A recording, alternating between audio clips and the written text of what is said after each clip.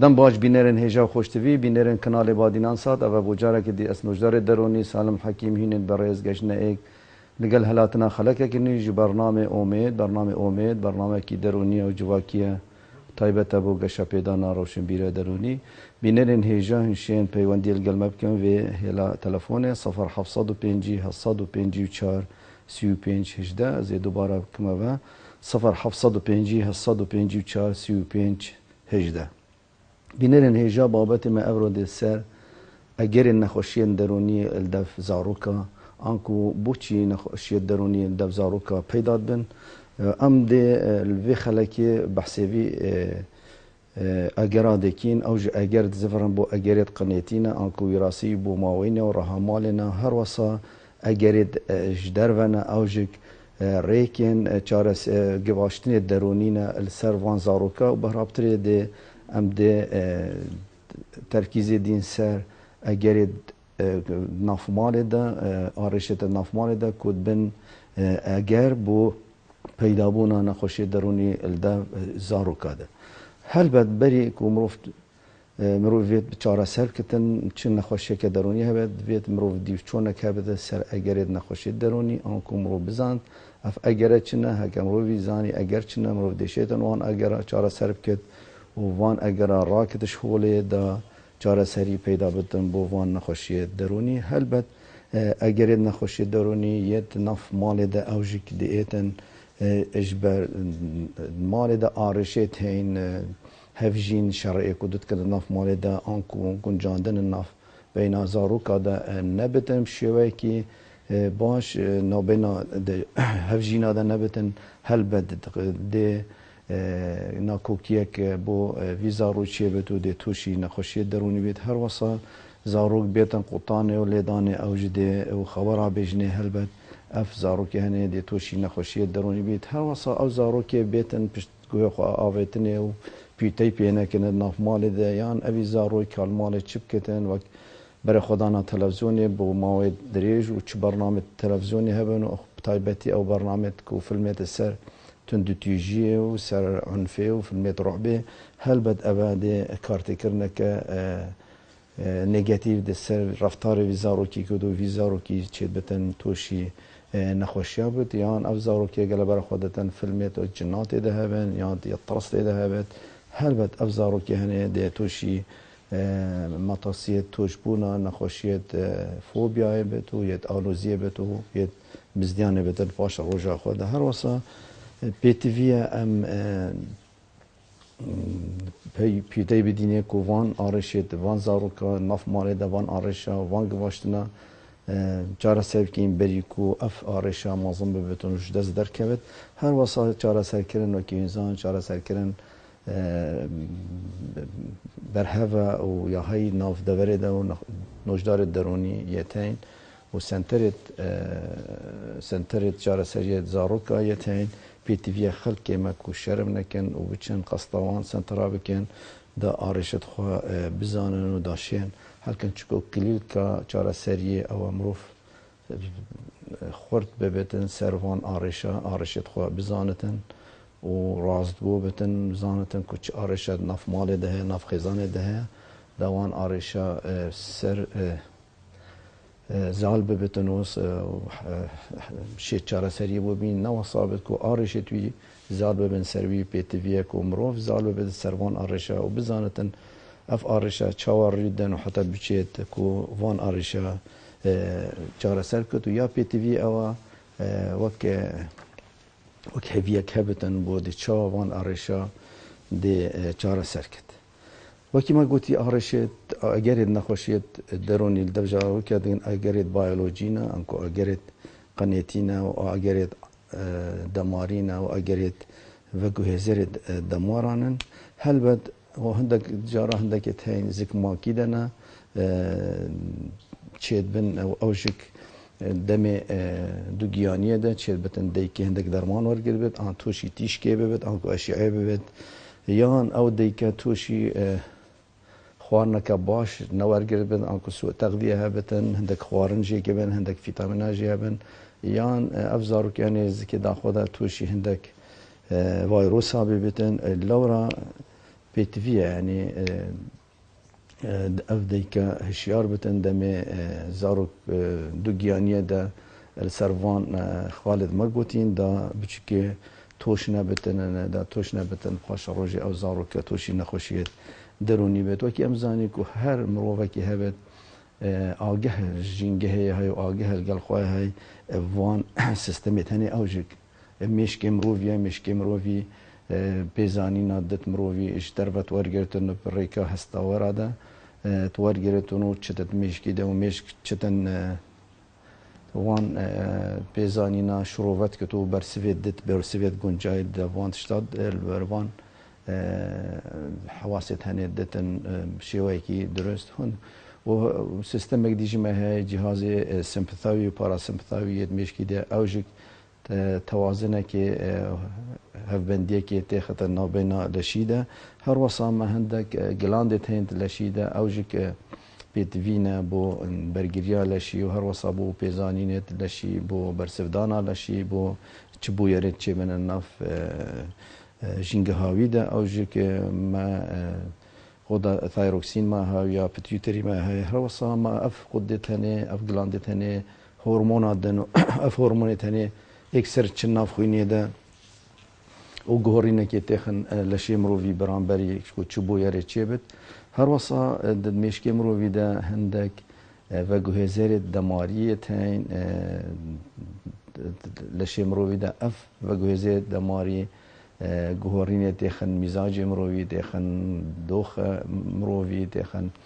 جولي مروفي اوج شوان وگوهزير ماده هين بين سيروتونين دوبامين نور ادرينالين وقالك وجهزير دماريتين دما او وجهزيرتين الدماريت اصلي وانا بلن ببت يان كيم ببت يان تيك بتشتن كاري خواب شيوي كي درس نكيتن هلبت دي كارت كرنك السر جولي مروفي هبت السر درونا مروفي هبت يان سر عقل مروفي دي هبتن وبرسفدانا مروفي دي بشيوي كي نگون جاي هبتن اگرم بين بابتي تني بشيوي كي گشتي بين او مگوتي اگرت كو قنيتينا او كو راسينا بوماوينا ابدئين هاري بابتي ما يجرينك او كو او اجريت اتناف مال ده خيار بالناف مالبات ده ارشت ناف مال ده هاري جرينك كو ام بيجني گواشني دروني سرزاروكي ودبن اگر بو پیدا کرنا نخوشي دروني بابتي ما دي سروي بتر ام دي تركيزي كين كو اوجيك سر اجريت تربيت كرنا زاروكي نافمالي دا سقبيجا زاروكي اوجك تيتن جوان تورت هني اوجك تندو تيجي برانبري في زاروكي هني اوجك تيتن وك تندو تيجي هايكو خبرها بيج زاروكي يام نافكي نجوان غازي كده يام بقطت يان ليبدتن يان لي حيطان دني يان صوتني يان لقا يان بريكا كدي اوجكو في بزارو كهني قالك بنازينت وقالك دلاله وبدت وتدليل بكت قالك نازاندنجك هلبد ابي زاروكي دي في زاروكي سربورت خوياتي نابن يد جواكي السر جيانا خو هلبد ابج دي توشي نخوشي دروني بالدمي مظن بد هر وصا اگر دی های اوج جوازی نابین زاروک دا یا نابین کچو کران دا هندک خیزانه تن فرقیت اخ نابین زاروک اولی و دوماهی که یان رگز یک کربتن فرقیه کاته ده هی الگل کچی هبتن وصا المال هی بخود هر یک ده بچوک کی گرتو ده نازینه تو یدیده پشت کوی خواب آویتون ویره ده هورکی نابین زاروک اش چی بد هر وصا ده نابین هر دو هفجینا جدی چه بد برانبری ویزا رو که هنه هلبت اف سی گوشه هنه گوشه کو ام بجنی ایک دیکا ایک بابا یدی زارو که اف سی گوشه هنه دی تیک چتن دما تیک بچتن آرشت درونی و نخوشی درونی دی پیدا بن چکو اف هف سنگاندنا و سی گوشه و که ما گوتی سری بابا یدی دیکا یدی اکورن اف هر سی گوشه هنه ات بشیوهی هارمونی بشیوهی باش بین کار کرنه که هر یک رول خواب لیزد و دا نفشه کی باش الباش روجش ویزا رو کی چیبت و دا بت زاروک کی سرکفتی اتجانا خدا هجام بین بیشین کو ریکت کو ریکت نباش اوه تند تیجی برانبر زاروکی تیت کرنه انگواشتن زاروکی چه بته دوی خزانه ده یه دیتین کو اف چند باندوری دی اختن کو بو پیدا کرنا نخوشی درونی یه دیتین کو جمکت و کهف اگه هر دو کو کهف بن آنکو هر دو اف جمکت هنی اف زاروکی که بی اش هيك كي دركتي هردو وك اكن بصفات توانا صالغدان توانا حميقيت بس دمي بين افزارو كتني جيك جدا كرين هيك برين هيلاين نفسي مالي ده يا خدان كي يدي برين مالا جديدة يا خدان كرين يبر خدا اكو هلبت وكي جيكتين جا كرني وجيكتين جدا كرني و ناف دور وشادة جين افرو شتوانا يد پرورده و يد سخ بيديه نوك اكن یدیتی چل صده اگرت پیدا بونا نخوشیا کو اگرت سخبیریه نه اگرت پروردینه آنکو شیست صده نساخیا اوی برهویه های بوی نساخیه بس چل صده مینن سر پرورده لورا رولکی گیرنگی های پرورده بو دیر اخستنا یان قرطال کرنا یان پاراستنا ویزا رویش نخوشی درونی چل صده اگرید نخوشی درونی زفر بو اگرید پرور داخلت بو اگرید سخبیجا نبریکه که درست دی زفران لورا ام گرینگی دین کو پرورده که باش هبتن و گنجای هبتن دفزارو که هر وصا روشن بیری که درونی مهبت برانبر خویا کرنا و چاود خودان کن وانزارو که دا الپاشا روژی توشی نخوشی درونی نبن چون اوه هنه یتهاتین سر بورن یتهاتی کرنه تجیبنا الجهان یتهاتی کرنه کو دیارت که تشیست الصاده که مروی برهویجی هبت بو نخوشی درونی نشرته کو نخوشی درونی المروی خویاب کتن بس هکه هندک اگرت دیهاتن اگرت خویاکر امد بیشینه ید خویاکر کارت کنن سر اگرت برهویه اتویره ده اگر ده نشان نخوشی درونی پیدا بد ولی هکه هات و اوی مروی برهوی جه بد و نخوشی بس هکه اف اگرت ام بیشین خویاکر و اوید کو گواشتنه تخن سر ویزا روی هکه نبن اف اگرت هنه چید بد اف نخوشی هنه توشی نخوشی درونی نبتن هر وصا بیتویه نیکو زاروی پشت کوی خواه ناوین باوریه که بدنه که دا باوریوی دما تا باوری دا زاروی باوری الدو زاروی دی پیدا بود دیگه هست آسته که که دی بیجد که اسم روی که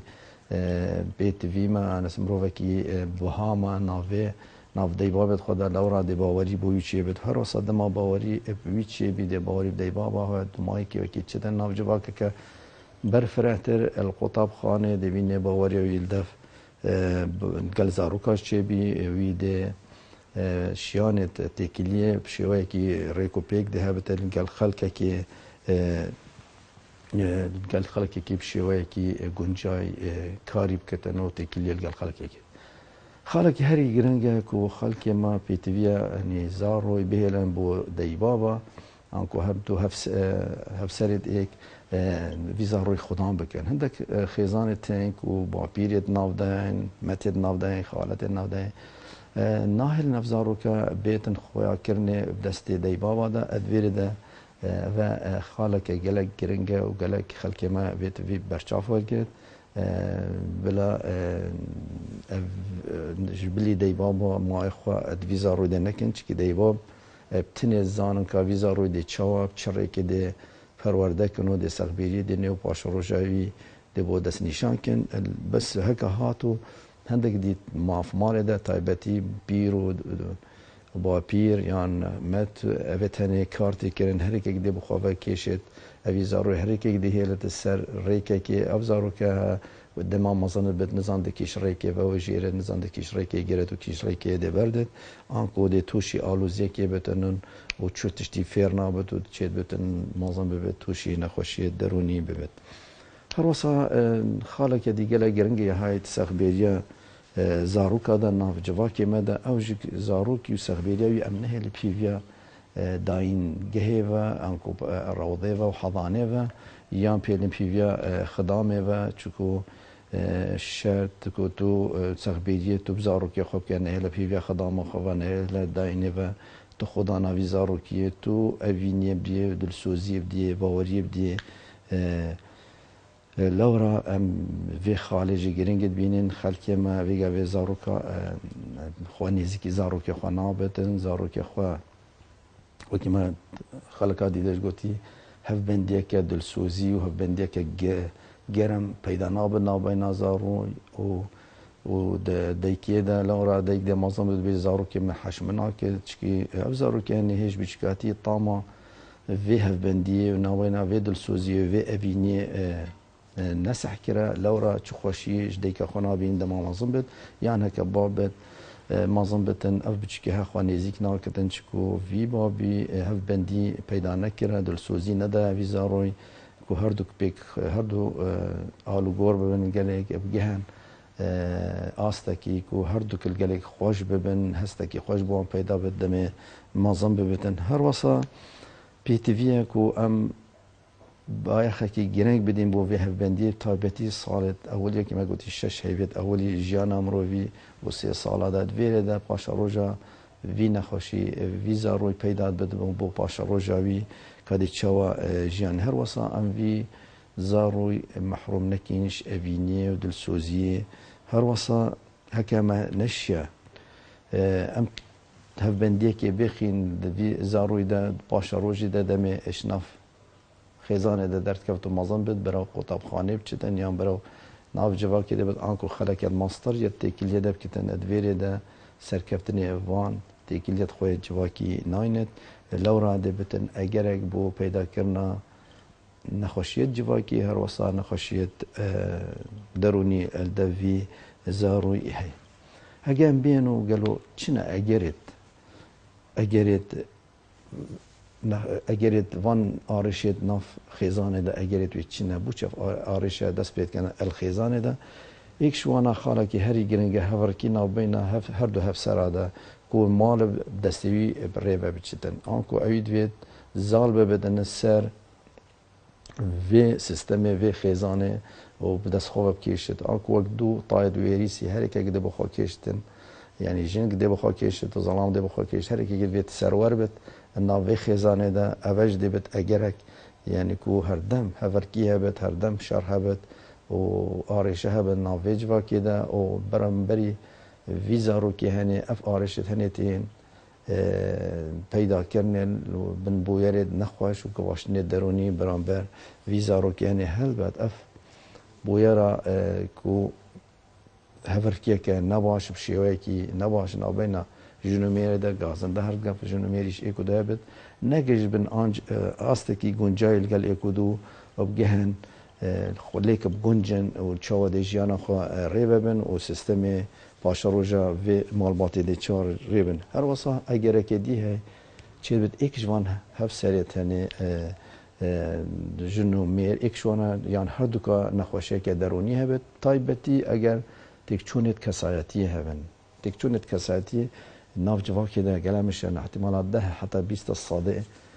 ناف جواکی ده میشن هنده جارات بن اگرید کو جیگ بونا و یان هر فاندنا و خیزانه و جیگ بن و طلاق چید بد اگر پیدا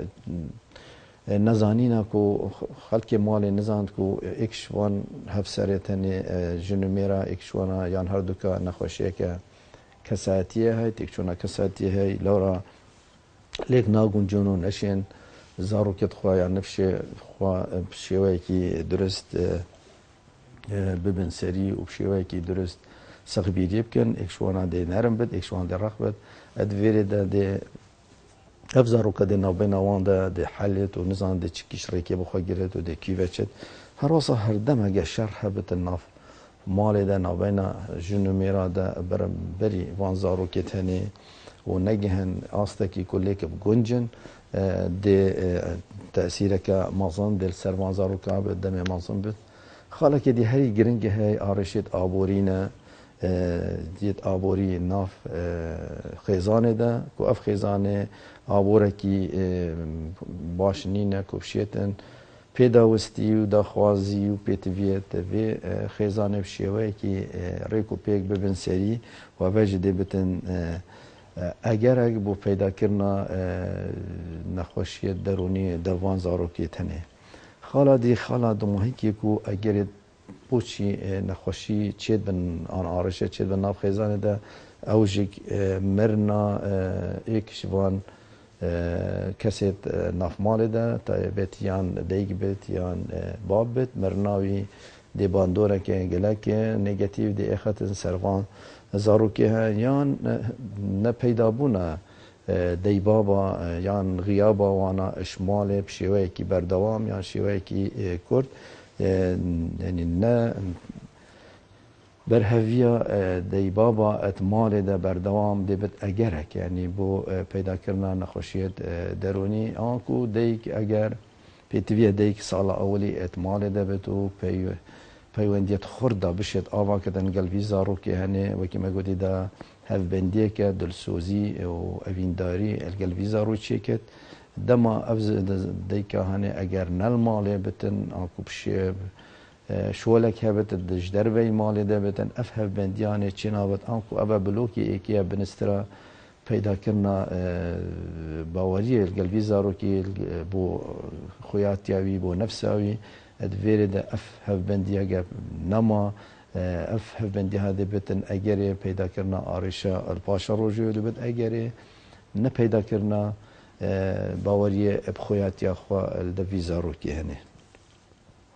هەلبەت ئەگەر ئەف ئاڕێشێت هەنێ نافماڵێدا پەیدا بین وەکی مەگوتی هەمی وەختا هەڤەرکی ناوبەینا ژن و مێریدا هەبێت و بەرامبەر خۆیان چاوی زاڕووی خودانکەن یان ئاڕێشێت ئابۆری هەبن یان مرنا ئێکشوان دەی بابا دەوی زارۆکی ئەف زارۆکی هەنێ دێ هەندێک هەست بۆی چێبن هەست خۆشیە نابینێتن هەمی وەختا دێ مرۆڤێکی مەلیل بتن پۆسی دەبێت هەروەسا دڵسۆزی دەوی زارۆی بشێوەیەکی درست چی نابێت هەروەسا پەیوەندیت وی جڤاکی دێتێک چن و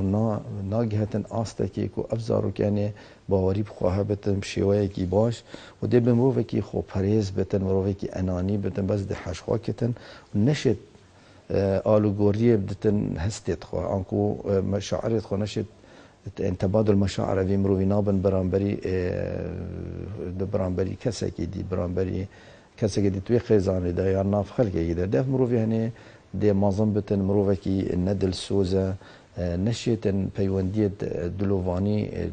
کارێ خۆ دەپەیدا کرد جێکاری دەپەیدا کرد پەیوەندیت تێکیلیە نەشێتن گەل خەڵکێک دی چێکردن لەورا دێ مرۆڤێکی چوو دێ مرۆڤێکی سار بتن مەشاعرێت وی دێ سار بتن و هەر دێوەلی ئێتن و خەڵکێکی نەبێتن تێکیلیە گەلوی بکردن لەورا دێ مرۆڤێکی پەتر دێ بەراو ساریە بە چتن چکوی مەشاعرێت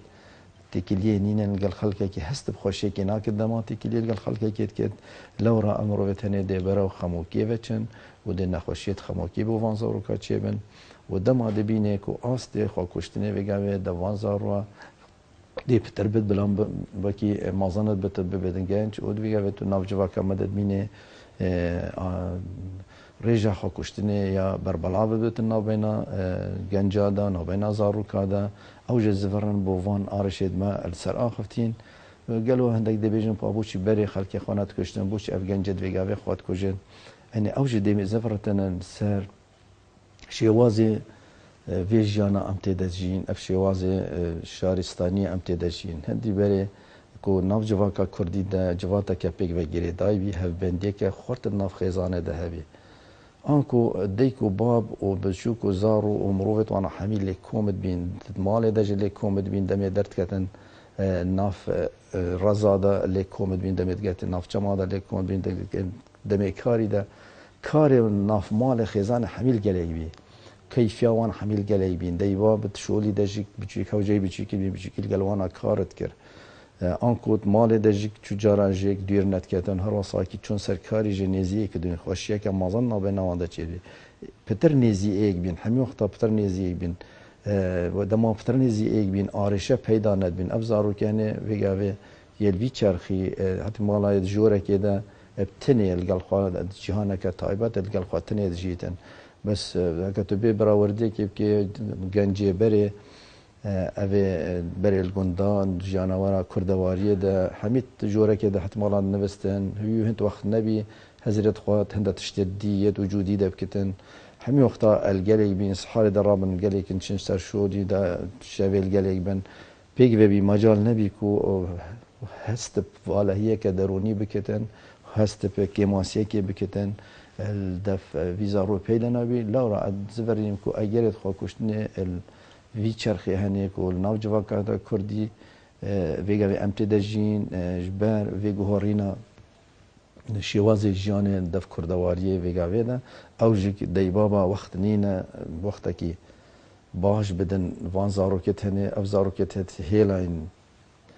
تيلاين ما بتني الجلوان جهازات هني الجلوان موبايلا الجلوان انترنتا الجلوان تلفزيونا وقت وانا حمي وصهدا بيان ده هيلن اف پیوندیت ویل گل همی جورت حوالا چه بنو دیف چون سرنینه که حوالت بی چه جورن اوید هنه هر بد بن اگر بو پیدا کرنا خوا کشتنی دوان زارو که تو هنه دما اف پیتا پیدا نبدن دوان زارو که هر وسا آستی وی اکادمی وی خواندن جده اتخواره چکو ده ورگرتنی نا ورگرتن چکو توشی خموکی بی هر وسا هنده جارا هندک نخوشیت دی يترفتاري دف زاروكا تشيد بقال جرا زاروك دي دف ما دي باب دي بيجن زاروكي محمي وقتا تلت خوت ميجتن تلاويا برانيا دافي داويت ميجتن يان لقال نون كيت خدت نون كيت خد خوتن برتن يان دي ايتن بيجتن بتشكي ما تندو تيجا وشرات كت المالي وتشتاشت كينتو هفركي قالكت كتنو وتارون كتشت وام تشبو بيدا كين رازينينا يان دي ايت بيجت شوي ميجت بخوفا یان خو پیست کتن اگرید وانا حمید زفرن بو ویت شتی ما گوتی کو ناف مال ده آگره کله آرشه که نهاتا چاره سر کنه افزارو که هنه ویره که در برین الوی آرشید کتن خویاد بتر الرفتاره ویده زارو دیتن بس تلاخد میجتن دمان بر خودین تلاخد میجد امنا بر خودین که تلاخد میجد بر خودین کو آرشه که الدی وی هی اوجد مال ده نو کهویه که هی آرشه که ناف مال ده هی نه گنجاندن که اینا بینا زارو ده یا نبینا دی بابا ده هی نه گنجاندن های یان زارو که دی ناف مال ده پیدا بی جیویه ورگرتی و پیتای پی وجدن شوی بچیکتره اف زارو کنه در برینا خو وی شوازی کد دیتلا خو میجتن دیتلا خو یعنی نیکت خو دی خوتن دی لقاله دتن اونا کدی بن اگر پیدا بتن بو وی نخوشی هنی ویزارو کنی یا نفزارو کنی دی چت مدرسه دیش آنچه خواندنگه دی چتن درک دی یاشمال وچی خواندنگه یام چت خواندنگه دی آرشا گیرید دلگل حوالت خوا یان تی توشی هندک رفتارت نباش ببتن دزیا ببتن شولت خراب بکتن اوجی یان مدرسه درجه پلیت باشه دست خوانید اونا اگرید وان آرشیت هنی ناف مورده دبن اگر بو پیدا کرنا وان نخوشیت هنی دوی زاروکی هنی بیتی وی اف زاروکی هنی وک برنامه هبن وکی ام بین چاره سری بو وان آرشیت چیه برنامه هبن بری هفجینیه بری جانا هفجینیه بگهن ایک گنجو کر کچک برنامه هبن بو وانا وکن برنامه دیگه هشتنه ویت روشنبیریه نیشاب دنده چاوا گرینگیا پیک اینانا خیزانا که هفچارخ تچاپیته دن زارو که اوت تشتیت هنه ویت بری هفجینیه که چا وگاوه تاقی کرنه بو جنو میرات کن بری بگهن ایک بو بیکو زاوات کن بری بگهن ایک که جوان فحص وان نخوشید وگر هنه هر وصا گلوان فحصا پیتویه هندک پروگرام هبن یت روشنبیری هبن یت درونی هبن